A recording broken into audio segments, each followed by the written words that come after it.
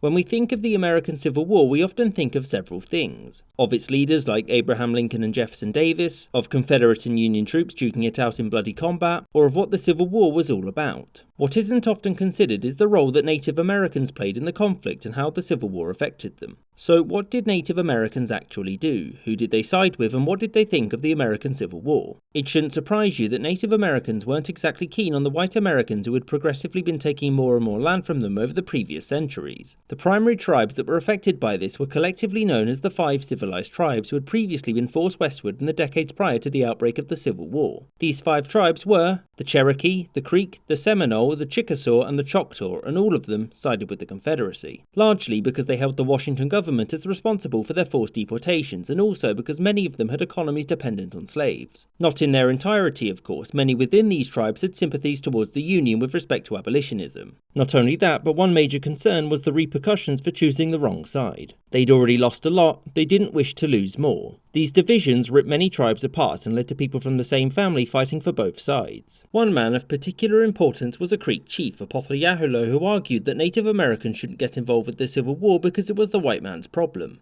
In response to this, the Confederate-aligned tribes attacked in late 1861, and Apothleyaholo fled north into Kansas, where he would remain until his death in 1863. In early 1862, the Union launched an offensive into Indian lands, and despite the best efforts of the Confederate-aligned Native Americans there under the command of Stand Watie, the Confederacy was beaten back. Soon after this, the Union captured the chief of the Cherokee, and by the end of the next year, it was in control of all of Native American territory. Did this mean that the war was over for Native Americans? No. In fact, many were sent eastward to go and fight there, whilst those that remained waged a guerrilla war. The primary leader of the Native American raiders was again Stand Watie, and he spent over a year raiding Union supply trains. Watie was so good at his job that when the Confederates restructured the army, he was placed in command of all of its Native American units and promoted to the rank of Brigadier General. And despite the best efforts of Watie and the Native Americans in the West, the Union still won the war. And 2 months after General Lee's surrender, the Native American tribes capitulated as well. So after the war, what happened to the Native American tribes that sided with the Confederacy? Well, nothing good.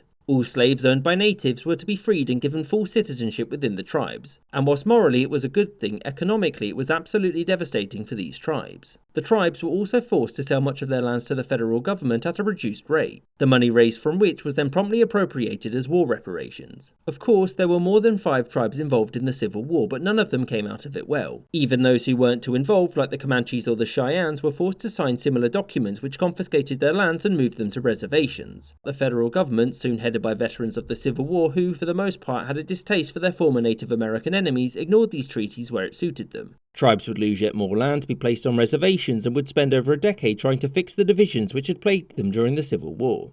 I hope you enjoyed this episode and thank you for watching, with the special thanks to my Patreon supporters who you can see on screen here. And with an extra special thanks to James Bisonet, David Archaeologist, Party Boyko, Danny Maloney, Colin Castleman, Rob Waterhouse, Aaron the White, Michael Reynolds, Urchwayan Emperor, Chris Wicker, Gustav Swan, Gareth Turner, Spinning 3 Plates, David Silverman, Winston Kaywood, Maggie Pakskowski, Christian Cheke, Anthony Beckett, Robert Wetzel, Sky Chappelle, and Ike.